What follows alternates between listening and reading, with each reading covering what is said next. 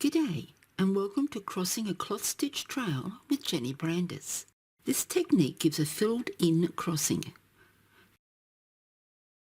The weaver pair from the left goes to the centre joining pin, then to the left, across the gap before continuing down to the right trail.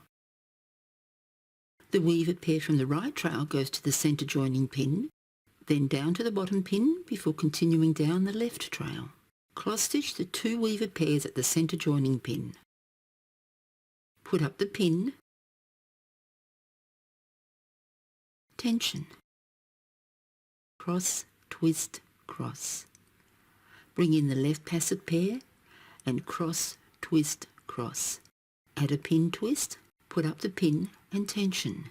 Add a second pin twist and cross stitch to the right pin. Cross, twist, cross, cross, twist, cross, and cross, twist, cross.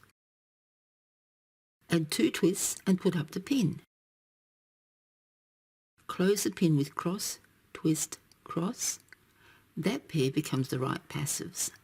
Cross stitch, pin, cross stitch at the bottom pin.